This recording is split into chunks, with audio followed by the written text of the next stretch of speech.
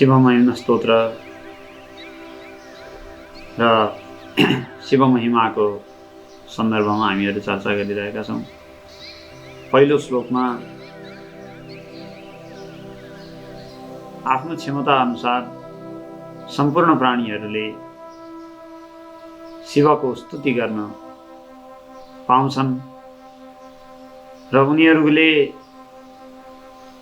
शिवको महिमाको यथावत स्वरूपलाई बुझ्न नसके पनि आफ्नो दिमाग अनुसार जति बुझेका छन् त्यति शिव महिमालाई स्तुति गर्न बताउन उनीहरूको त्यसमा अधिकार छ भन्ने कुरा पुष्पदन्तले हिजो स्थापित गरेका थिए। परमात्माको असीम ऐश्वर्य र भक्तको भक्ति श्रद्धा यी दुईटाको बीचमा जब द्वन्द्व पर्छ तब भक्तिको नै विजय हुन्छ, श्रद्धाको नै विजय हुन्छ। ममाप्येष स्तोत्रे हर निरपवादः परिकरः। यो स्तुति गर्नमा मेरो प्रयास अत्यन्त सान्दर्भिक छ र मैले गर्न पाउनुपर्छ। पुष्पदन्तले यही भनेका थिए हिजो। अब दोस्रो श्लोक। अतीतः पन्थानं तव च महिमा वाङ्मनसयो र तद्व्यावृत्यायं चकितमभिधत्ते श्रुतिरपि। सकस्य स्तोतव्यः कतिविधगुणः कस्य विषयः अधीत्वर्वाचीने पतति न मनः कस्य न वचः। अतीतः पन्थानं तव च महिमा वाङ्मनसयो न तद्व्यावृत्यायं चकितमभिधत्ते श्रुतिरपि। सकस्य स्तोतव्यः कतिविधगुणः कस्य विषयः पदे त्वर्वाचीने पतति न मनः कस्य न वचः। यी सबै श्लोकहरूलाई समय निकालेर कण्ठ गर्दा राम्रो हो।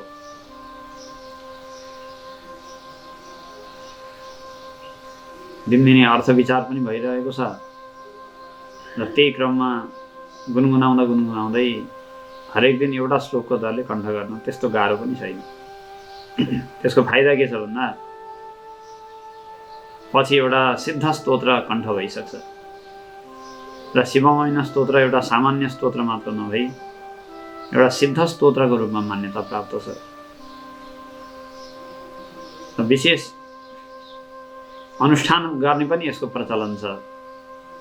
जसरी रुद्राभिषेकको मन्त्रले भगवान शिवको रुद्राष्टाध्यायको मन्त्रले अभिषेक गरिन्छ, त्यस्तै विशेष विभिन्न कामना र आवश्यकताको पूर्तिका लागि शिव महिमा स्तोत्रका श्लोकहरूलाई पनि मन्त्रवत मानेर त्यसद्वारा भगवान शिवको अभिषेक गर्ने परम्परा पनि चलेको छ। शिवलाई अत्यन्त प्रिय छ। वेदको मन्त्र प्रिय भए जस्तै महिमा स्तोत्रका श्लोकहरू पनि अत्यन्त प्रिय छन् र धेरै व्यक्तिहरूले उपासना र अनुष्ठानका लागि अपनाउँदै सबैको श्रद्धा र भाव मिसिएर यो स्तोत्र एउटा सिद्ध स्तोत्रको कोटीमा पुगिसकेको छ। कुनै पनि स्तोत्र जति धेरै अनुष्ठान गरिन्छ, जति धेरै श्रद्धापूर्वक त्यसको उपासना गरिन्छ, पाठ गरिन्छ र हरेक व्यक्तिका श्रद्धा र समर्पणका भावहरू बिस्तारै त्यसमा मिसिँदै त्यो स्तोत्र बिस्तारै झन् धेरै शक्तिशाली, बलवान र सिद्ध बन्दै जान्छ। यो उपासनाको एउटा विचित्र रहस्य छ जो सनातन धर्मले स्वीकार गरेको छ।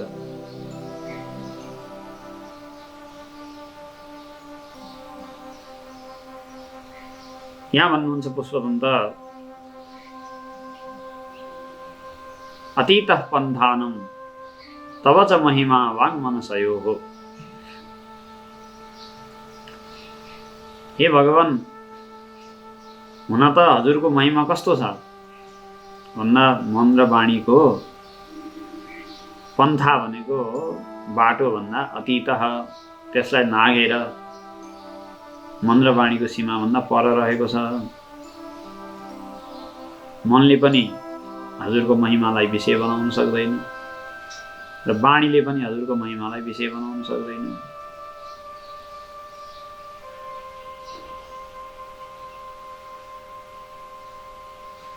हैन, वाणीले विषय नबनाउने भएदेखि श्रुति वचनले कसरी विषय बनाएको छ त? वेदले कसरी विषय बनाउँछ? किन भन्दा वेदको त लक्षण नै गरिएको छ कि धर्म ब्रह्म प्रतिपादकम अपौरुषेयम वाक्यम वेदः। धर्म र ब्रह्मको प्रतिपादन गर्ने अपौरुषेय वाक्यलाई नै वेद भनिन्छ। ब्रह्मको प्रतिपादन त गर्नै पर्यो वेदले, नत्र वेद नै भएन। वेदले पनि ब्रह्म नबताउने भए ब्रह्मलाई कसले बताउँछ त फेरि? र उपनिषद प्रमाणद्वारा जानिने भएको हुनाले ब्रह्मलाई औपनिषद पुरुष भनेर बृहदारण्यक उपनिषदमा सम्बोधन गरिएको छ। तम त्वौपनिषदम पुरुषम पृच्छामि। याज्ञवल्क्यले साकल्यलाई गरेको प्रश्नमा तम त्वौपनिषदम पुरुषम पृच्छामि, म तिमीलाई औपनिषद पुरुषको विषयमा प्रश्न गर्छु। औपनिषद किन भनियो भन्दा उपनिषदादृष्टः, उपनिषदको माध्यमले देखिने, उपनिषदद्वारा बताइने, उपनिषदद्वारा जानिने भएको हुनाले ब्रह्मलाई औपनिषद भनियो। यदि त्यसले पनि ब्रह्मलाई बताएन भने फेरि कसद्वारा ब्रह्म जानिने? कसले ब्रह्मलाई बताउने? पुष्पदन्त भन्नुहुन्छ, हो वेदले बताउँछ, नबताउने होइन। तर वेदले पनि डराई डराई ब्रह्मलाई बताउँछ। शिवलाई सिधै ब्रह्मस्वरूपमा यहाँ भन्दै हुनुहुन्छ पुष्पदन्त, निर्गुण ब्रह्मको रूपमा शिवको स्तुति हुँदैछ। वेदले पनि हजुरको महिमालाई बुझ्न सक्दैन र वेदले जो निर्गुण ब्रह्मलाई बताउँछ, कसरी बताउँछ भन्दा चकितम, चकितम भनेको भीतम, चकितम भीतम यथा स्यात्, डराई डराई, एकदमै बिस्तारै डराई डराई वेदले ब्रह्मलाई बताउँछ। डराएर बताउने भनेको के हो? डराएर बताउने भनेको सिधा बताउन नसक्ने, शब्दले सिधै विषय बनाउन नसक्ने, छुँदै नछुइकन अलग्गै अलग्गै रहेर ब्रह्मलाई बताउने।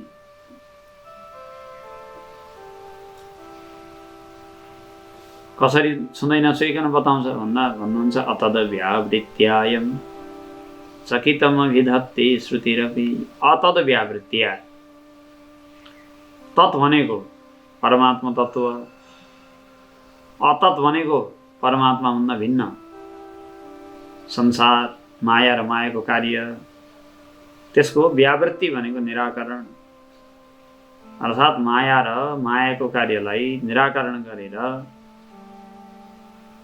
ब्रह्मलाई नछोइकन, ब्रह्मको मर्यादालाई नखलबल्याइकन, त्यसको मर्यादामा आँच नपुर्याइकन वेदले ब्रह्मलाई बताएको छ। सिधै बताउँदाखेरि मर्यादा हनन हुन्छ, घुमाएर बताउँदाखेरि मर्यादा पनि रक्षित हुने र आफ्नो बोलीको पनि सार्थकता हुने। त्यसरी घुमाएर वेदले ब्रह्मलाई बताएको छ।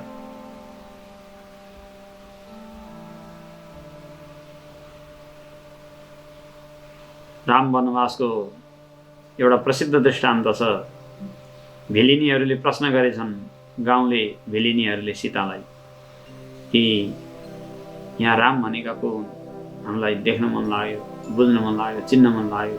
दुईजना आएका छन् धनुर्धारीहरू, दुईटै श्याम वर्णका, दुईटै उस्तै उस्तै अनुहारका, लगभग उस्तै उमेरका। यीमध्ये राम भनेका को हुन्? रामको त्यस्तो धेरै महिमा सुनिन्छ। आफ्नो भागमा आएको राज्यलाई पनि पिताको वचनलाई सत्य बनाउनका लागि त्यागेर वनमा आए, हाँसी हाँसी वनलाई स्वीकार गरे। रामभन्दा पहिले रामको महिमा, रामको गुण, रामको विशेषता पुरै संसारभरि फैलिसकेको थियो। र ती भिल्लहरूले, भिलिनीहरूले रामलाई चिन्न खोजे, सीतालाई सोधे, राम भनेका को हुन् बताऊ? यी दुई मध्ये राम को हुन्? अब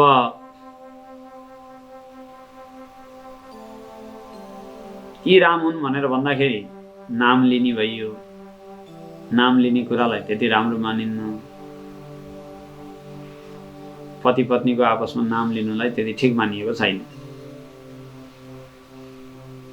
किन हो त्यो? त्यही धर्मशास्त्रकै व्यवस्था जानुहोस्। सायद त्यही भएर होला हाम्रो नेपाली चलन पहिला पहिला विवाह गरेपछि नाम फेर्ने भन्ने पनि चलन थियो। त्यसो पनि सुनिएको। अहिले त त्यो छोडियो होला सायद। के कस्तो छ? मलाई लाग्छ सायद नाम फेरेको भनेको फेरेको नामले आफ्नो अलग्गै फेरेको नामले बोलाउनु पाइयो। अनि नाम लिन परेन। त्यो भएपछि पति पत्नीको परस्परको पत्नीका लागि पतिले बोलाउनु सजिलो भयो भन्नको लागि होला।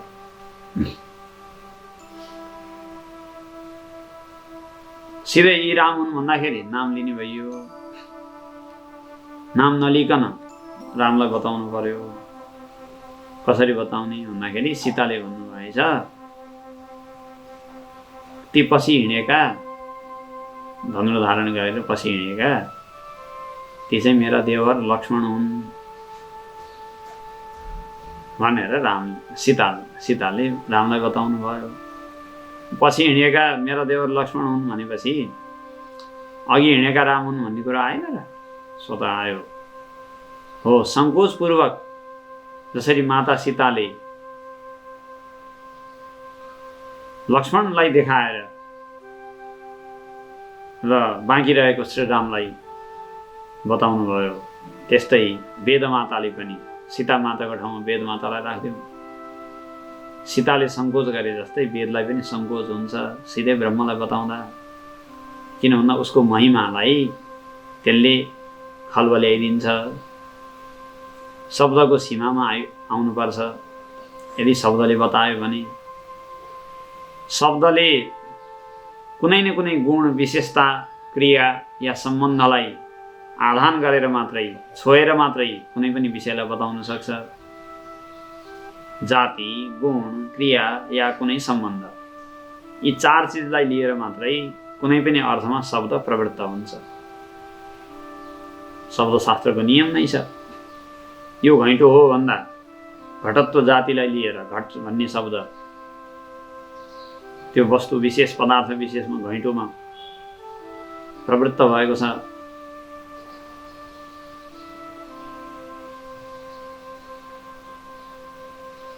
यो मिठो छ भन्दाखेरि मधुर रसलाई लिएर, गुणलाई लिएर त्यो शब्द त्यो मिठो वस्तुमा प्रवृत्त भएको छ।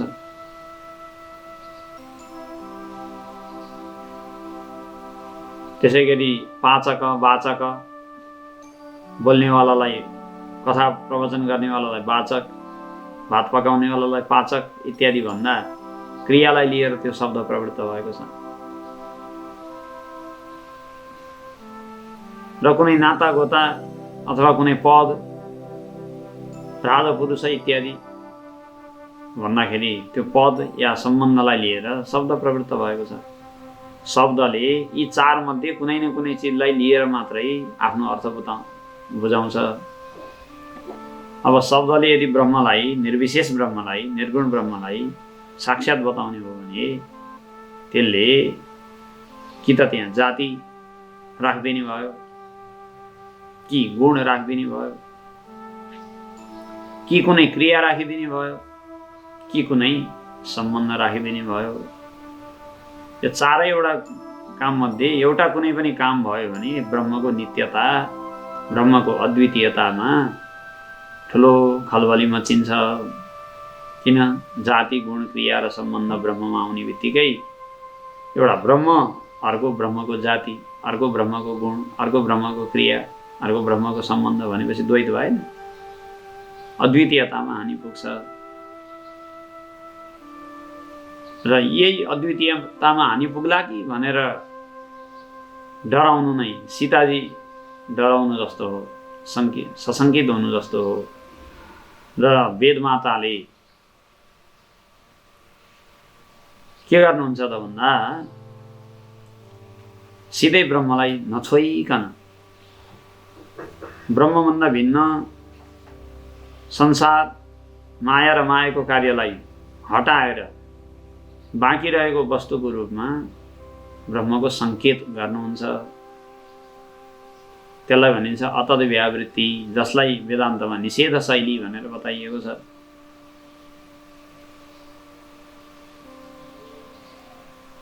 न वै स देवासुरत् मर्त्यतिर्यं, न स्त्री न षण्ढो न पुमान् न जन्तुः,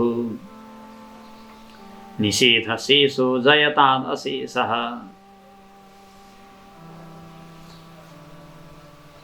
गजेन्द्रको स्तुतिमा भागवतमा पनि निषेध शेषः जयताद् अशेषः, निषेध शेषः भनेर स्तुति गरिएको छ।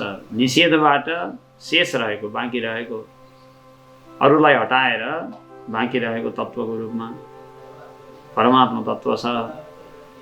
र बाँकी रहेको, बचेको भन्ने अर्थमा परमात्मालाई वेदमा उच्छिष्ट भन्ने शब्दले पनि बताएको छ। उच्छिष्ट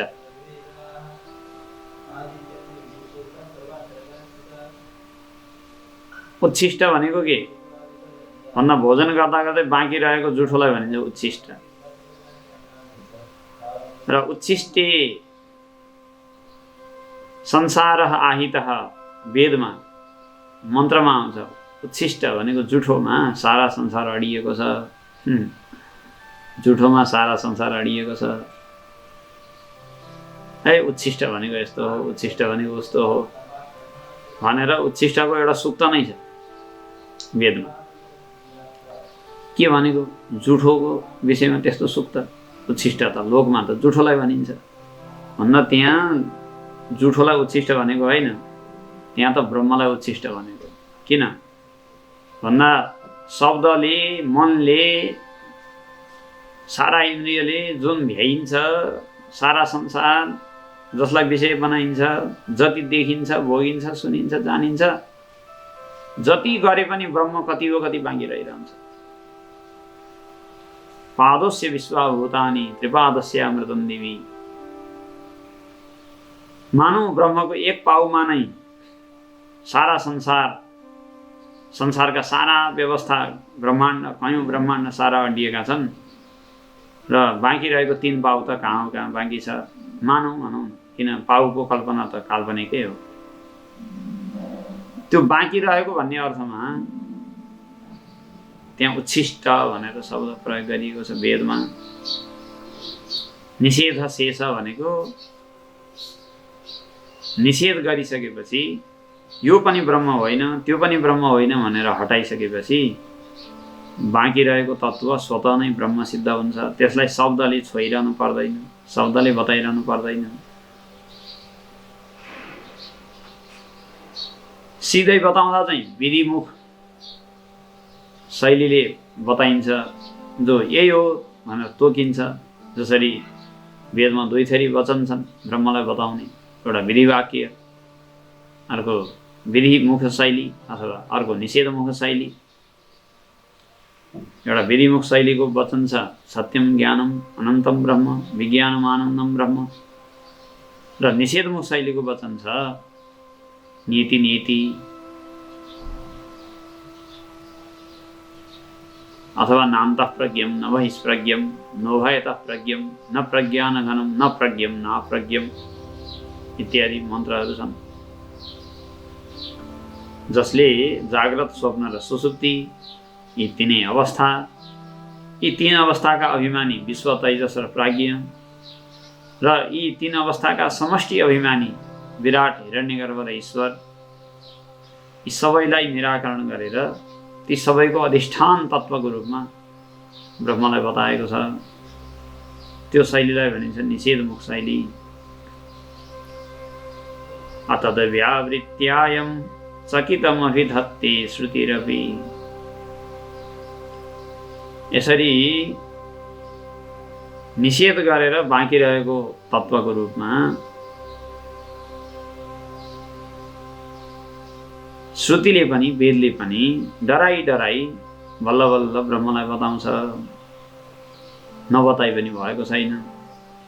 बताउँदा उसको स्वरूपमा उसको महिमामा अलिकति हानि आउला भनेर डराउनु पनि परेको छ। बिस्तारै उसले बताउँछ।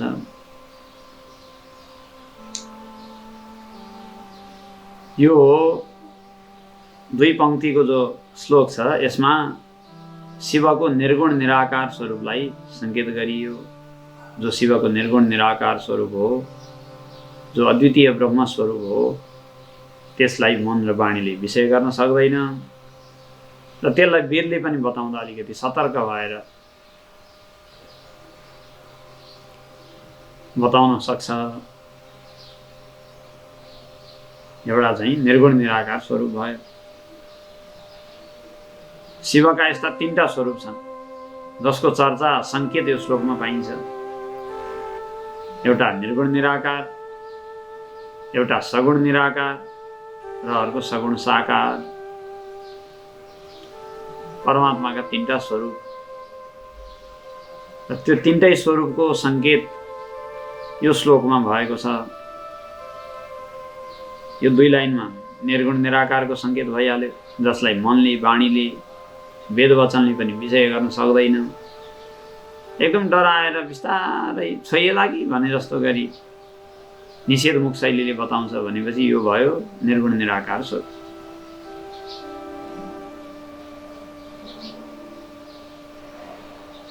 अर्को स्वरूप छ सगुण निराकार। सगुण निराकार भनेको ईश्वर। साक्षी पनि सगुण निराकार नै हो।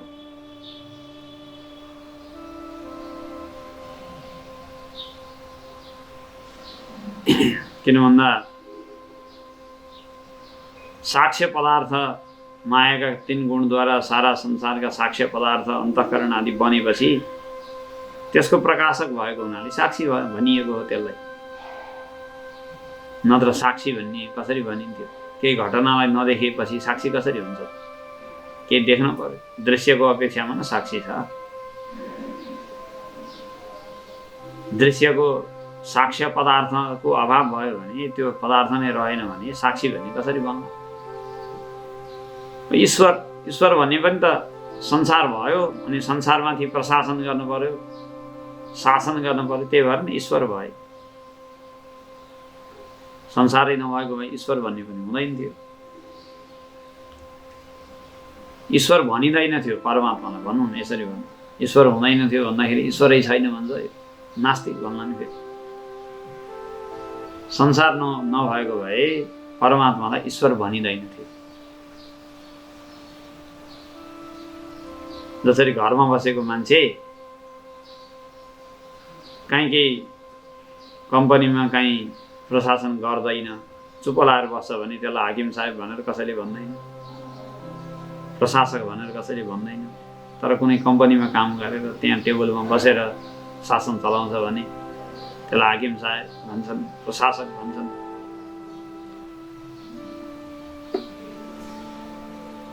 ईश्वर भन्ने जो तह छ, ईश्वरको तह, त्यो चाहिँ के हो त भन्दा सगुण निराकार। साकार होइन, अझै निराकार नै हो। त्यो धेरै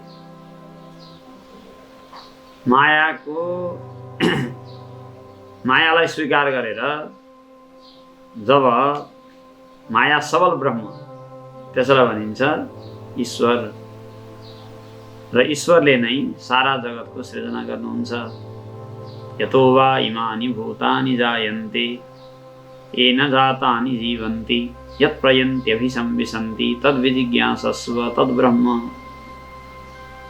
जसबाट सारा संसार उत्पन्न हुन्छ, जहाँ अडिन्छ, जहाँ गएर अन्तमा लीन हुन्छ, त्यसको जिज्ञासा गर, त्यही ब्रह्म हो भनेर लक्षण बताइएको छ। तटस्थ लक्षण, त्यो कसको लक्षण हो? न ईश्वरको लक्षण हो। किनकि संसार उत्पन्न हुने, अडिने र नष्ट हुने भनेको त्यो सारा काम ईश्वरको हो। सृष्टि स्थिति प्रलय।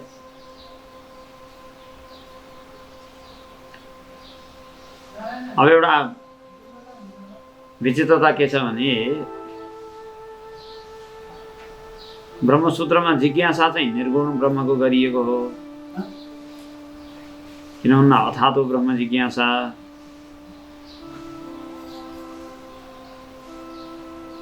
किन मुमुक्षुले मोक्ष प्राप्ति गर्नका लागि जिज्ञासा गर्ने कसको? निर्गुणको कि सगुणको? भन्दा निर्गुणको। किनकि निर्गुण ब्रह्मलाई जानेर मात्रै मोक्ष सम्भव छ। सगुण ब्रह्मलाई जानेको भरमा मोक्ष त्यतिमा मात्रै पुरा हुन सक्दैन। किन सगुण ब्रह्म परमात्माका भिन्न भिन्न स्वरूप, विभिन्न आकार र विभिन्न रूपहरूलाई त सारा प्राणी पुराणमा वर्णन गरेका कथामा भएका सारा प्राणी, यहाँसम्म कि दुर्योधन, दुशासन, कंस यस्ताले पनि दर्शन गरेकै हुन्। महाभारतमा युद्ध गर्ने लाखौं करोडौं योद्धा कृष्णको अनुहार हेरेरै मरेका हुन्। नजिक बस्दैमा, टाँसिँदैमा, हेर्दैमा मोक्ष हुने भए ती सबै मुक्त हुनुपर्ने थियो।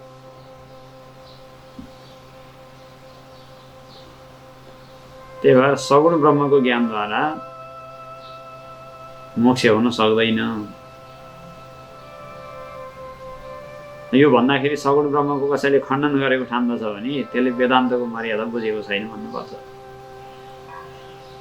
तर सगुण ब्रह्मको ज्ञानद्वारा मोक्ष सम्भव छैन। किनकि सगुण ब्रह्म भन्ने बित्तिकै त्यो आफूभन्दा भिन्न रहन्छ, कोही दोस्रो। र त्यो दोस्रो भयो, आफू भएन।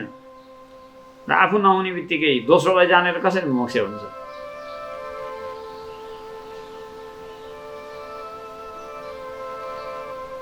परमात्मा मुक्त हुनु होला रे, ठिक छ। तर यदि त्यो परमात्मा स्वयं आफू हुँ भनेर बोध भएको छैन भने परमात्मा मुक्त भएर मलाई के भयो त? म त परमात्माभन्दा भिन्न रहेपछि त बन्धनमा परिरहेँ, मुक्त हुन त सकिनँ। कि परमात्मा मुक्त भएको देखेरै रमाएरै बन्धनमा परेर पनि मलाई केही फरक पर्दैन भन्नु पर्यो?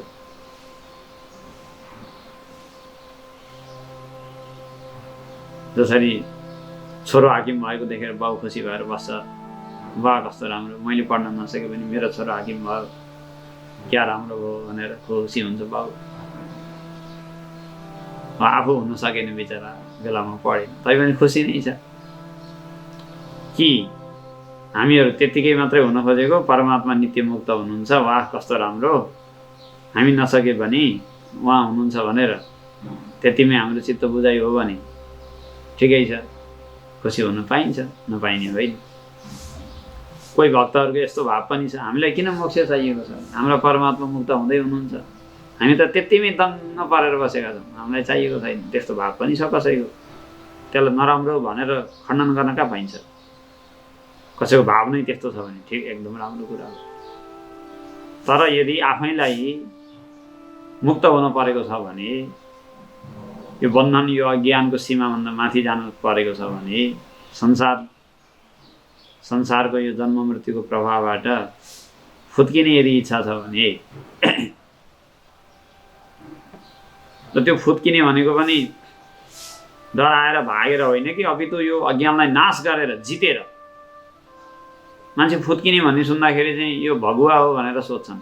ज्ञान गर्ने भनेको भगुवा हुने हो र भाग्ने होइन, जित्ने हो।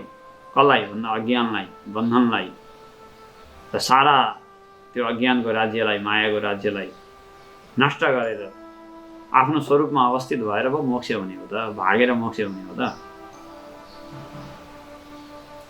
यदि त्यस्तो अज्ञानलाई नष्ट गर्ने, आफ्नो स्वरूपलाई प्राप्त गर्ने, आफ्नो साम्राज्य, आफ्नो स्वराज्य, आत्मराज्यलाई यदि प्राप्त गर्ने हो भने त्यसका लागि चाहिँ निर्गुणलाई नै जान्नुपर्छ। किन निर्गुण भनेको सर्वस्वरूप हुन्छ र त्यो निर्गुण ब्रह्म म पनि बन्न सक्छु, म पनि त्यही ब्रह्म हो, ऊ पनि त्यही ब्रह्म हो, सारा संसार त्यही अद्वितीय ब्रह्म हो। यसरी त्यो निर्गुण ब्रह्ममा चाहिँ आफू समाहित हुन सकिन्छ र आफू त्यो निर्गुण ब्रह्ममा समाहित भएको हुनाले निर्गुण ब्रह्मको ज्ञान आत्मज्ञान हो, आत्मबोध हो, मेरो बोध हो, मेरो यथार्थ स्वरूपको बोध हो र त्यो नित्य मुक्त आफू भनेर बोध भएपछि आफू मुक्त हुने हो। त्यही भएर निर्गुणको ज्ञानद्वारा मोक्ष हुन्छ भनिएको छ। किनकि निर्गुण आत्मस्वरूप बन्छ, त्यही भएर निर्गुण ब्रह्म मै हुँ भनेर भनिन्छ। त्यही भएर सगुण भन्ने बित्तिकै मायाका गुणलाई स्वीकार गरेर परमात्मा ईश्वर बन्नु भएको छ।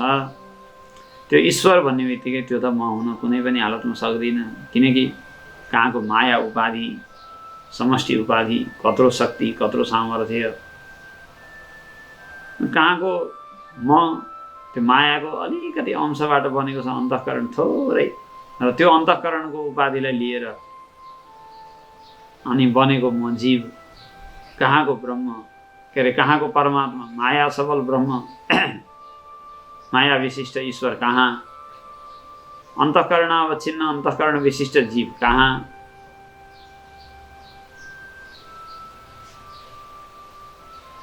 अनि त्यो सगुण ब्रह्म भनेपछि त जहिले पनि त्यो धेरै माथिल्लो कुरा भइहाल्छ फेरि। र सगुण ब्रह्म चाहिँ म बन्न सक्दिनँ, किनकि त्यसको गुणले मलाई ब्रह्म बन्न दिँदैन। सगुण ब्रह्ममा गएर अभिन्न भावले मिल्न सकिन्न, किनकि मायाले रोक्छ। मेरो उपाधि अन्तःकरण, उसको उपाधि माया। त्यो मायाले त्यहाँ अभेद भावले मिल्न दिँदैन। यस्ता अहिले गहिले नथु खैरे यहाँ आउने हो भाग भन्छ मायाले। कस्ता कस्ता कहाँ गए अनि जसरी के भन्ने उखान्छ नि, त्यस्तै भने जस्तै तँलाई जाब एउटा भुरुङ जत्रो जीवात्मा यहाँ ईश्वरसँग मिल्न आउँदो रहेछ है, जाऊ तिमी। श्रीमद् भागवतमा जब नन्दलाई भगवान कृष्णले वरुणका दूतहरूबाट उनीहरूको बन्धनबाट छुटकारा दिलाएर ल्याउनु भयो, नन्दले सुनाए, ओहो हाम्रो छोरो त सामान्य होइन रहेछ, म त दन्नै परेँ, मलाई त वरुणका अनुसारहरूले तानेर बाँधेर लिएर समातेर लिएर गएका थिए। मेरो छोरो जाने बित्तिकै त्यहाँ त वरुणले उठेर स्वागत गरे, अर्घ्य पाद्य गरेर ओहो माला फुल सारा गरेर कस्तो सम्मान गरेका। कति विनम्र हुँदो रहेछन् देवलोकका मान्छे त है। अतिथि सेवा गरेको होला, अब तिनलाई ब्रह्म मानेर सेवा गरेको त दिमागमा त्यति चढेको थिएन क्या अरे। अतिथि मानेर सेवा गरेको होला, ओहो तपाईँ त साक्षात् ईश्वर हुनुहुन्छसम्म भने अतिथिलाई पनि भगवानै मान्दा रहेछन्। त्यस्तो त्यस्तो वरुण लोक कति सम्मान गरेका, कति सेवा गरेका, हजुर त साक्षात् नारायणसम्म भन्न भ्याए। यस्तो पो रहेछ मेरो छोरो त ठुलो महिमाशाली रहेछ, सामान्य होइन रहेछ भनेर गाउँमा सुनाए। अब भयभरका गोपाल गोपी साथी सङ्गाती सबै जम्मा भएर कृष्णलाई गाली गर्छन्। भन्छन् आफ्नो बाउलाई चाहिँ सुटुक्क चाहिँ वरुण लोक, दिव्य लोक, देवलोकमा लगेर देखाउने आफ्नो ऐश्वर्य शक्ति। त्यस्तो त्यो चाहिँ दिव्य लोकको दर्शन हामीलाई चाहिँ नगराउने, पक्षपाती, तिमी हामीसँग खेल्ने, हामीले दिएको दही मखन खाने अनि हामीलाई चाहिँ केही पनि नदिने भनेर त्यहाँ गाली गरे। ल आऊ त उसो भने म तिमीलाई पनि देखाउँछु भनेर सिधै वैकुण्ठ लिएर जानु भएछ। तर वैकुण्ठमा त्यहाँ ढोकासम्म मात्रै पुर्याउनु भ्याउनु भयो। वैकुण्ठमा गएपछि त त्यहाँको नियम लाग्ने पनि होइन। वैकुण्ठको क्षेत्रमा त वैकुण्ठको नियम छ। ब्रह्माजीले सारा संसारलाई रचना गर्दा कैलाशको नियम के हो, त्यहाँ कस्तालाई प्रवेश हुने, कस्तालाई प्रवेश नहुने, वैकुण्ठको नियम के हो, कस्तालाई प्रवेश हुने, कस्तालाई नहुने, पृथ्वीलोकको नियम के हो? सारा बनाउनु भएको छ। अब ईश्वरले आफ्नो इच्छाले तल झरेर आफू तल आइदिएर सर्वसाधारण बनिदिएर सर्वसाधारणलाई दर्शन दिन चाहिँ उहाँको इच्छाको कुरो हो। तर आफ्नो लोकमा ब्रह्माजीको व्यवस्थालाई मिचेर हचुवामा विधिको व्यवस्था मिचेर माथि उगाल्ने भन्ने कुरा चाहिँ कि मरेपछि जानु पर्यो, लोकमा पुग्नु पर्यो त्यो नियम अनुसार, जिउँदो शरीर हुँदाहुँदै त्यहाँभित्र जाने भन्ने त त्यो योग्यताको कुरो हुनु पर्यो नि। सशरीर त्यहाँ जाने भने त कि देवर्षि नारद जस्ता ठुला ठुला चाहिँ महर्षि परमहर्षि श्रेष्ठ हुनु पर्यो, न त जो पाए त्यसलाई त जानु दिँदैन। त्यहाँको नियम त्यहाँ लागु भइहाल्यो। जस्तै नेपाल पनि कोही बस्ने देश हो, यहाँ सम्भावना छैन, भविष्य छैन भन्छ नि अलि पढे लेखेको मान्छे। अहिलेको पढे लेखेको परिचय पत्र भनेको त्यसले त्यो बडबड आयो भने ठुलो चाहिँ पढे लेखेको मान्छे रहेछ भन्ने हुन्छ। नेपाल पनि कोही बस्ने देश हो, सम्भावना छैन, भविष्य छैन, नियम छैन, नीति छैन, कसैले पालना गर्दैन, कोही पनि पालना गर्दैन, कसैले मान्दैन, कसैले पालना गर्दैन। यस्तो विदेशमा त यस्तो नियम अनुशासन छ हजुर भन्छ आएर जम्मैले सुनाउने वाक्य एउटा सबैले मिल्छ। यस्तो अनुशासन देश, ओहो यस्तो पो देश। यहाँबाट त्रिभुवन विमानस्थललाई छोडेर आकाशमा उडेर जाने बित्तिकै अब बस त्यहाँको कानुन सुरु हुन्छ। उताको देशमा अवतरण गर्ने बित्तिकै त्यहाँ फोहोर फालेको कति जरिवाना, अनि गाडी निश्चित मापदण्डमा नकुदाएर हचुवामा हिँडेको, गल्लीमा यतिकै घुम्न निस्केको कति जरिवाना, अनि यताको कति जरिवाना, उताको कति जरिवाना, करप्पै समातिहाल्छ नि त्यहाँको व्यवस्थाले। त्यसलाई नाग्छु अथवा चाहिँ त्यसलाई मान्दिन भन्नलाई कसैले छोड्छ त? छैन नि। त्यस्तो चाहिँ ठाउँमा गएपछि यहाँ खुल्लम खुल्ला भएर बसेको मान्छेले पनि सतर्क हुनु पर्यो। गुरुजीलाई उहाँ कुनै त्यहाँ घुम्न जाँदाखेरि एउटा कुनै चौरमा चप्पल हातमा लिएर घुम्नुपर्छ, चप्पल लगाएर होइन भनेर त्यहाँ शासन चलाए। मैले हातमा चप्पल लिएर घुमेँ भनेर सुनाउनुहुन्थ्यो। भनेपछि अनि केराको बोक्रा केरा सेरा खायो, फल खाएको आफै मैले हातमा समातेर च्यापेर हिँडेँ। फोहोर फाल्ने ठाउँ आधा घन्टासम्म नदेखुन्जेलसम्म च्यापेर बसिरहे मैले, फोहोर आफै उठाएर पनि भन्नुभयो। त्यस्तो त्यस्तो सबैले गरेकै छन्। त्यो कहीँ पनि गएपछि त्यहाँको नियमले मान्छेलाई च्याप्प समात्छ। वैकुण्ठमा जब ती पुगे वैकुण्ठको नियमले च्याप्प समात्यो। भगवान् त स्वयं भगवान् हुनुभयो, विष्णु स्वरूपमै सिधै आफ्नो आसनमा विराजमान नै हुनुहुन्थ्यो, सकिहाल्यो कुरा। तर ती ग्वाला बाला बिचरा कोही लठी हातमा लिएका, कोही खाजाको पोको हातमा भिरेका, त्यस्ता भाङ्रे केही निकेका च्यातेका फाटेका लुगा लगाएकोलाई वैकुण्ठमा कसले जान दिन्छ? ए तिमीहरू यतै बस। तिनले त्यहाँ ठुलो बिन्ती भाउ गरे, हामी कृष्णका साथी, हामी एकदम नजिकका साथी भनेर यसो गर्छन्। चुप, साथी साथी यहाँ लाग्दैन। यहाँ त वैकुण्ठाधिपति भगवान् नारायण, यहाँ साथी साथी छैन। यो तिमीलाई हामीले पिटेर भगाइदिन्थ्यौँ, तर भगवान्का भक्त, अब भगवान्ले अनुग्रह गरेका मान्छे उताका साथी हो, त्यही भएर हो। यहाँ त साथी साथी केही लाग्दैन। भाइ ऊ टाढा बस, नमस्कार गर, ढोग कृष्णलाई टाढाबाट ढोग ल जी गर भनेर सानो बच्चालाई सिकाएर त्यो सिकाउनु थाले। तिमीले कहाँ पहिला पहिला टुपी तानिरहेको, अब अहिले त टाढाबाट जी गर भनेर भनेपछि त तिमीलाई त त्यहाँ बस्न मन लागेन। भयो यस्तो जा, अब नबस्ने, बरु पुरानै ठाउँमा फर्किने भनेर ती फर्की। अब त्यहाँ तल आइसकेपछि फेरि कृष्ण उस्तै उही अङ्कमाल गर्ने, उही भुइँमा चढ्ने, सारा काम सुरु हो। भन्नुको मतलब जबसम्म माया ऐश्वर्य बाँकी रहिरहन्छ तबसम्म ब्रह्ममा त्यो ऐश्वर्यले नै मिल्न दिँदैन। सगुणसँग अभिन्नतापूर्वक मिल्न सकिँदैन, सम्भवै छैन। किन? मेरो उपाधि अन्तःकरण, उसको उपाधि माया, र दुईटाको तह मिल्दैन। तह नमिलेपछि अभेद हुन सम्भव छैन। र अभेद नभइकन मोक्ष हुँदैन। त्यही भएर जिज्ञासा गरेको छ ब्रह्मको, किनकि मोक्ष हुनु छ, मुक्त हुनु छ।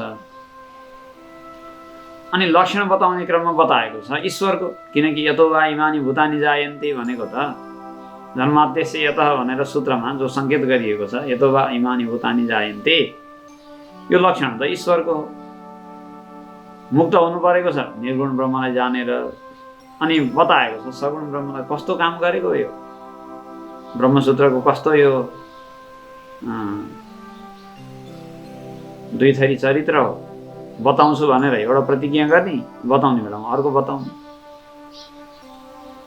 भन्दाखेरि त्यो आवश्यक भएर त्यस्तो गरियो। किनकि जसलाई जानेर मुक्त भइने हो त्यो त शब्दको र ज्ञान मनको विषयभन्दा माथि छ। उही त्यो अनुभव गम्य हो। तर त्यसलाई यस्तो छ उस्तो छ यो हो त्यो हो भनेर बताउन सकिँदैन। बताउन सकिने सम्मको जे हो सबभन्दा माथिल्लो त्यसलाई बताउनु पर्यो। बताउन सकिने सम्मको अथवा चिन्तन गर्न सकिने सम्मको सबभन्दा माथिल्लो हो ईश्वर सगुण निराकार। र त्यसलाई बताइयो भने त्यसबाट त्यसको पनि अधिष्ठान अथवा त्यसको पनि आधारको रूपमा प्रतिष्ठाको रूपमा ब्रह्मलाई लक्षित गर्न सकिएला अथवा बुझाउन सकिएला भनेर सगुण ब्रह्मको लक्षण गरियो। ब्रह्मको लक्षणको रूपमा यतो वा इमानि भूतानि जायन्ते येन जातानि जीवन्ति। जसरी राजहाँसले चुच्चो गाड्दाखेरि चाहिँ पानी र दुध मिसिएकै घोलमा मिश्रणमा चुच्चो गाड्छ। चुच्चो गाड्दाखेरि त दुध मात्रै दे अनि बल्ल चुच्चो गाड्छु भनेर त मिल्दैन नि त। दुईटा मिसिएको घोलमा नै चुच्चो गाड्छ। तर लिँदा पनि दुध मात्रै लिन्छ, पानीलाई त्यहीँ छोडिदिन्छ। भने जस्तै वेदान्तले पनि वेदान्त चिन्तन मनन उपनिषद अथवा ब्रह्माकार वृत्तिसम्म भनौँ, वृत्तिले पनि चुच्चो चाहिँ त सगुणमा नै गाड्ने हो। त्यसले त्यहीँ चुच्चो गाड्ने हो र चुच्चो गाडिसकेपछि अन्तिममा पानीलाई छोडेर दुध मात्रै राजहंसले लिए जस्तो मायालाई छोडेर अन्तःकरणलाई छोडेर केवल त्यसको साक्षी अथवा अधिष्ठान ब्रह्मलाई मात्रै समात्छ त्यसले।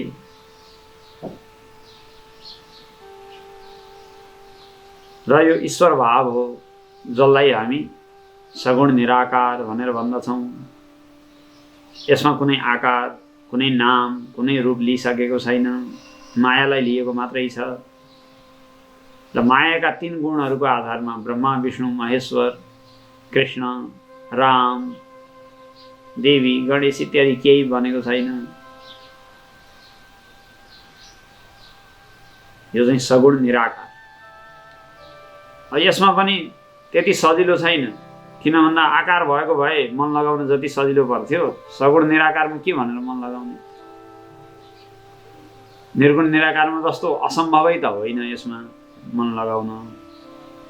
किन भन्दा सगुण भएको हुनाले गुणको याद गर्नसम्म त मिल्छ, अनुहार याद गर्न नपाइए पनि केही न केही मनमा कुरा त लगाउनु पाइयो नि त। यस्तो हुनुहुन्छ उस्तो हुनुहुन्छ, असाध्यै दयालु असाध्यै मायालु असाध्यै कृपाशील भन्न त पाइयो, त्यति भन्ने नि खेलाउनु पाइयो, अनुहार सम्झिन पो पाइएन।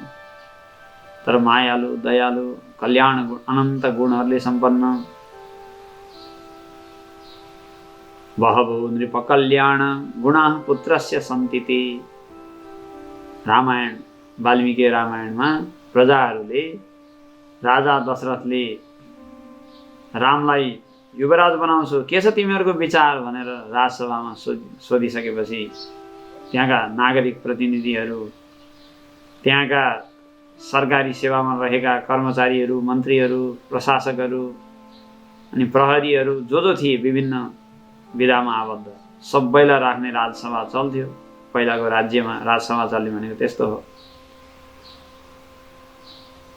त्यहाँ राखेर राजाले आफ्नो विचारलाई अनुमोदन गराउँथे अनि बल्ल त्यो लागू हुन्थ्यो। त्यस्तो चाहिँ प्राचीन परिपाटीको राम राज्यको बेलाको त्यस्तो प्रशासन व्यवस्था थियो। उनलाई मन लाग्यो बस म युवराज बनाउँछु भनेर घोषणा गर्न पाउने अवस्था थिएन। त्यो गर्ने प्रचलन नै थिएन। आफूले मन पराएर मात्रै भयो र प्रजाले त्यसलाई स्वीकार गर्नु पर्यो। किन राज्य भनेको प्रजाको हो। मैले त रामलाई युवराज बनाउनु पाए हुन्थ्यो, यही सपना मेरो छ, तर जनताले मान्ने हुन् कि होइनन् भनेर डराई त्यहाँ लेखेकै छ, रामायणमा लेखेकै छ। अब योभन्दा के प्रमाण खोज्नु। एकदम सशङ्कित भएर असाध्यै बिस्तारै राजा दशरथले प्रस्ताव गरे, मेरो यस्तो विचार छ। भूमिका बाँधेर गरे, त्यो पनि हचुवामा भनेन। किन भन्दा डराई भन्न परेपछि सङ्कोच हुन्छ, भूमिका बाँध्नुपर्छ। हेर मेरो कपाल पनि फुलिसक्यो, पहिला कपाल फुलेको देखाए, अनि म त बुढो पनि हुन लागिसकेँ भनेर खुइय गरे एकछिन। म बुढो हुन लागिसकेँ, कपाल फुलिसक्यो, अब त धेरै दिन रहिएला जस्तो छैन। अब इच्छा त यही छ कि आफूले यति प्रेमपूर्वक यति श्रद्धापूर्वक सेवा गरेका जनताहरूलाई फेरि यसै गरी अक्षुण्ण रूपमा सेवा भइरहोस्, सुख शान्ति अयोध्या राज्यभरि फैलिरहोस्, हाम्रो अवध राज्यभरि भनेर यही इच्छा छ मेरो छन त। तर कहिलेसम्म होला र।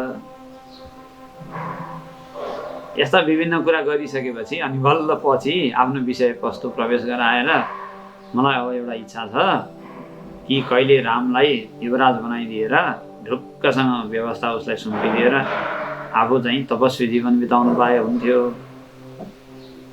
भन्ने मेरो इच्छा छ। तर तपाईँहरू के भन्नुहुन्छ यसमा? मेरो त यस्तो इच्छा छ भनेर त्यहाँ पुरा भूमिका बनाएर प्रश्न गरे। गर्दाखेरि प्रजाहरू असाध्यै खुसी भए। रामायणको वचन हो,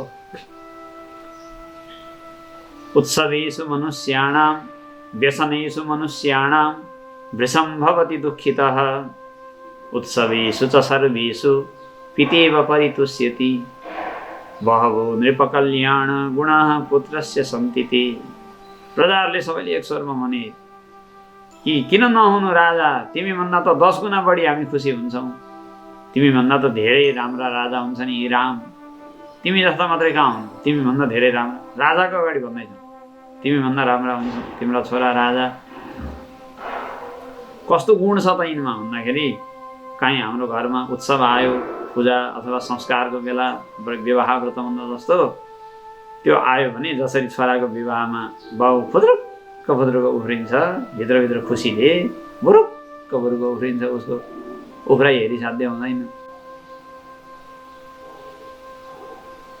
त्यसै गरी पितेव परितुष्यति, हाम्रो घरमा केही उत्सव आयो भने वरिपरि आउँछन् राम, म केही सघाइदिउँ कि केही गरिदिउँ कि ओहो यस्तो राम्रो काम हुन लागेछ कस्तो भनेर घरमा आउँछन्। पिता खुसी भए जस्तै खुसी हुन्छन्। अनि कुनै व्यसन आयो, दुःख आयो, कष्ट आइपर्यो भने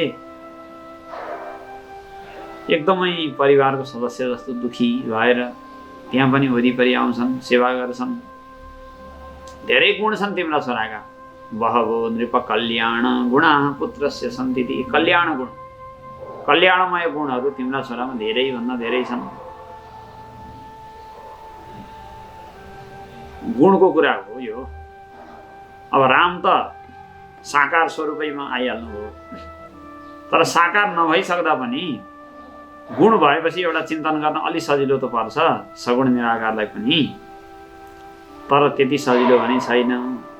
सबभन्दा सजिलो कसको छ त भन्दा सगुण साकारको चिन्तन गर्न छ। कर्पूर गौरम करुणावतारम संसार सारम भुजगेन्द्रहारम सदा वसन्तं हृदयारविन्दे भवं भवानी सहितं नमामि। कपूर जस्ता गोरा करुणाका अवतार,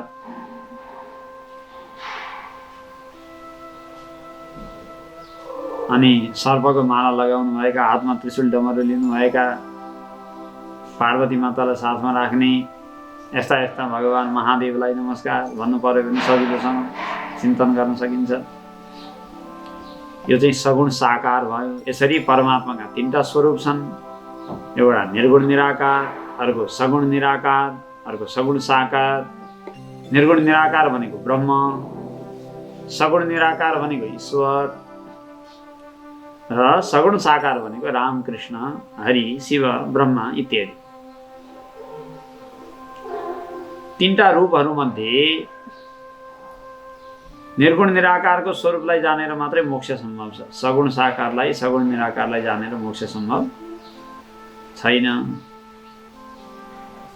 सालोक्य साष्टी आदि त सम्भव छ, तर त्यसलाई वेदान्तले पूर्ण मोक्ष मान्दैन। त्यो मोक्षको पूर्व भूमिकासम्म होला। दिव्य लोकमा गएर शिवलोकमा गएर कोही बस्छ भने त्यतैबाट ज्ञान प्राप्त गरेर मुक्त हुन सक्ला, तर त्यहाँ जानुलाई नै मोक्ष चाहिँ वेदान्तले मान्दैन। त्यो लोकमा गएर साधना गरेर बाँकी रहेको वेदान्त चिन्तन मननलाई पुरा गरेर निर्विशेष ब्रह्मलाई जानेर आफ्नो यथार्थ स्वरूपलाई ब्रह्मस्वरूपलाई बुझेर अनि मुक्त हुने सम्भावना छ। त्यही भएर त्यसलाई क्रममुक्तिसम्म मान्न सकिएला, तर पूर्ण मोक्ष पनि मानिँदैन। त्यसलाई चाहिँ निर्गुण ब्रह्मलाई नै जान्न पर्छ।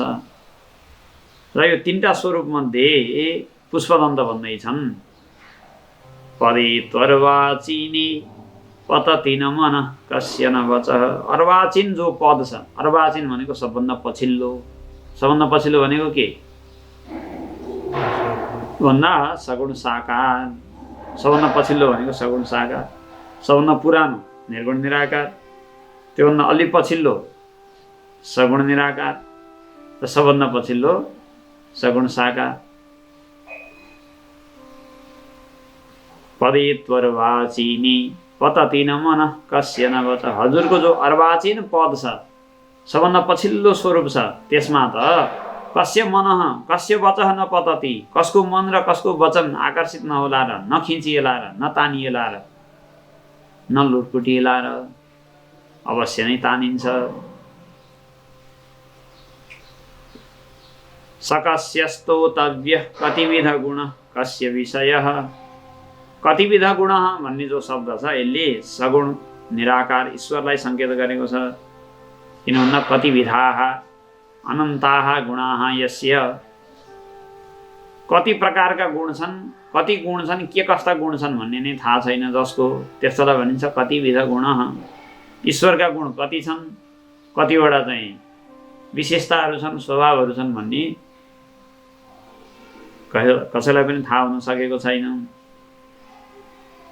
त्यही भएर स्तुति गर्न यदि बसिएको छ भने न त निर्गुण निराकारको स्तुति हुन सम्भव छ,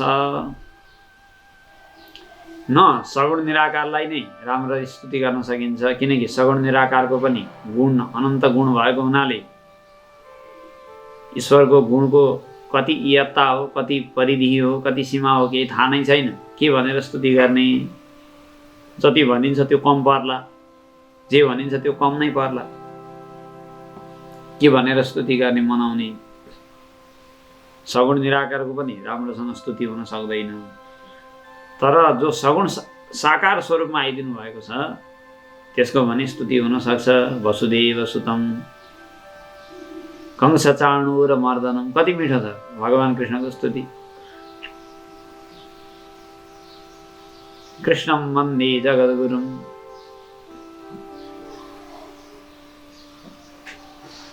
वसुदेव कति मिठो छ त्यो श्लोकमा। वसुदेव सुतं वीरम कंस चाणूर मर्दनम देवकी परमानन्दम कृष्णम वन्दे जगद्गुरुम। यहाँ हजुर वसुदेवका छोरा हुनुहुन्छ, कंस र चाणूरलाई मर्दन गरिदिनु भयो, परक्कै पार्दिनु भयो, युद्धभूमिमा जित्नु भयो। देवकीका अत्यन्त आनन्द, देवकीलाई परम आनन्द प्रदान गर्नेवाला हुनुहुन्छ। यस्तो कृष्ण जगद्गुरु हजुरलाई नमस्कार छ भन्दाखेरि भगवान कृष्ण खुसी। बाबुको नाम पनि लियो, आमाको नाम पनि लियो। आफ्नो शत्रुलाई मारेको कुरा पनि गर्यो। आहा कस्तो राम्रो स्तुति गर्यो भनेर स्तुति खुसी हुनुहुन्छ। त्यहाँ सजिलो पर्यो नि त। कृष्णलाई भन्न पर्यो भने के भन्ने? वासुदेव भन्ने नि, वसुदेव सुत भन्ने नि, नभए नन्दन नन्दन भन्ने नि। वृन्दावनतिरको भक्त रहेछ भने यशोदानन्दन, नन्दनन्दन, राधिका प्राणवल्लभ भन्ने के भन्ने हो भन्ने नि। त्यो त सधैँ सजिलो कुरा पर्यो। त्यसले त ठ्याक्कै कृष्णलाई बताइहाल्यो। ईश्वर भावलाई पनि स्तुति गर्न त्यति सजिलो छैन। ब्रह्मलाई त स्तुति गर्न सम्भवै छैन। तर यी दुईटै भन्दा अलग जो सगुण साकार स्वरूप छ त्यो लिएको नै भक्तहरूलाई स्तुति गर्न सजिलो होस् भनेर हो। भगवानले अवतार लिनुको मूल प्रयोजन मध्ये चर्चा गर्ने क्रममा कुन्ती माताले गरेको स्तुतिमा यो चर्चा छ। भागवतमा प्रथम स्कन्धमा नै आउँछ। केचिदाहुरजं जातं पुण्यश्लोकस्य कीर्तये यदोः प्रियस्यान्ववाये मलयस्येव चन्दनम् अपरे वसुदेवस्य देवक्यां याचितोऽभ्यगात्।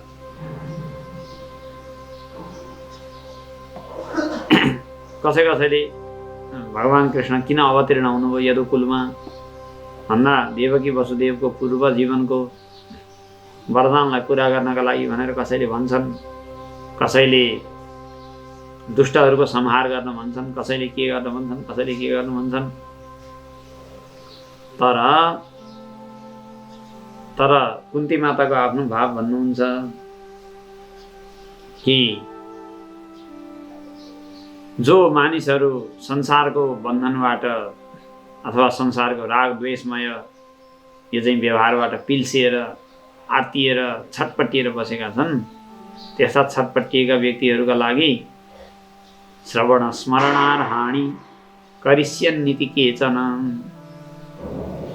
यो संसारमा छटपटाइरहेका व्यक्तिहरूका लागि श्रवण गर्न, स्मरण गर्न, विचार गर्न, मनन गर्न, मनमा खेलाउन लायकका केही चरित्रहरू गरिदिन पाए, केही खेल खेलिदिएर जान पाए, त्यही सम्झेर आनन्दसँग त्यही सम्झी मान्छे बस्थे, शान्त भएर बस्थे, दुःख कम हुन्थ्यो यिनको भनेर त्यसका लागि भगवानले अवतार लिनुभएको हो। दुष्टलाई मार्न होइन। किन दुष्टलाई मार्नु? सङ्कल्पले मारिदिएको भए भइहाल्थ्यो। माथिबाट ल त मर भनेर परमात्माले भनेदेखि मरिहाल्थ्यो।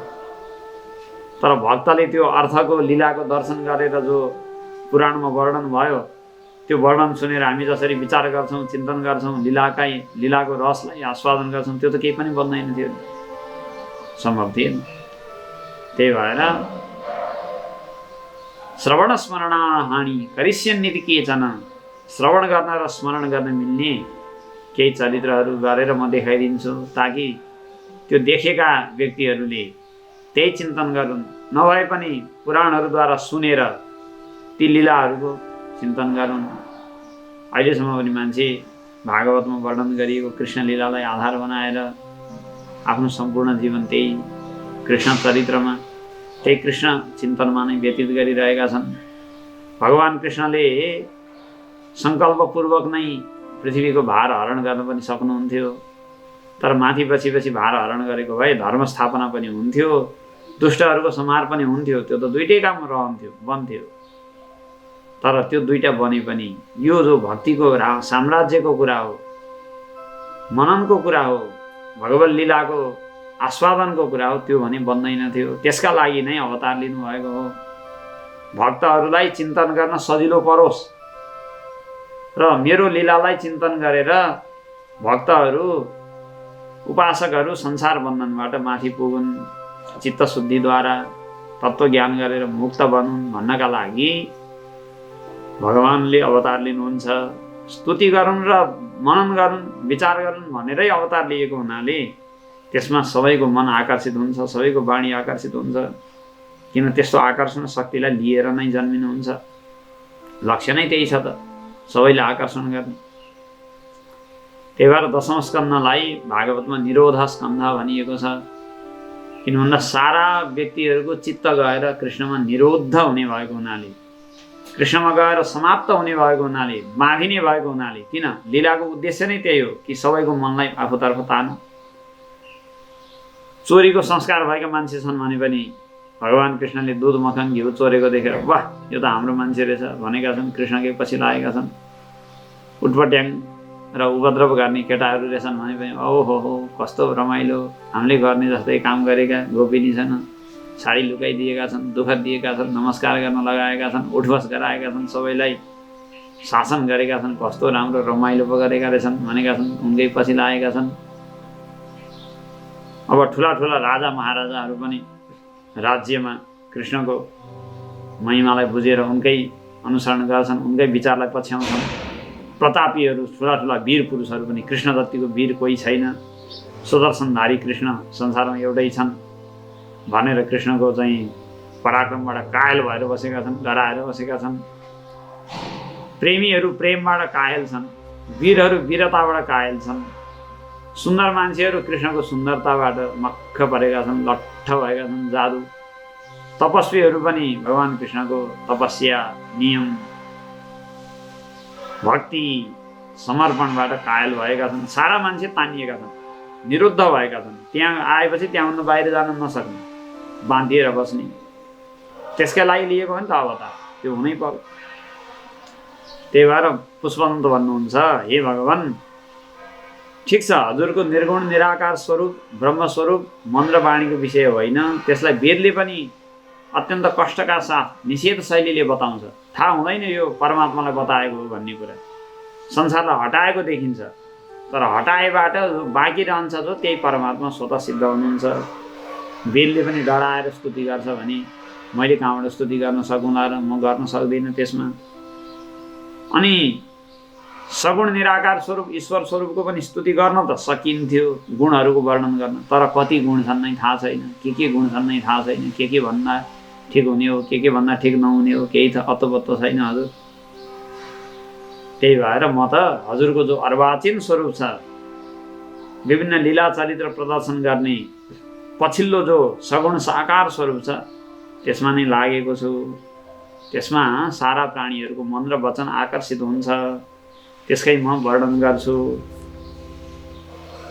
भनेर पुष्पदन्तले प्रतिज्ञा गरे। ओम पूर्णमदः पूर्णमिदं पूर्णात् पूर्णमुदच्यते पूर्णस्य पूर्णमादाय पूर्णमेवावशिष्यते। ओम शान्ति शान्ति शान्तिः।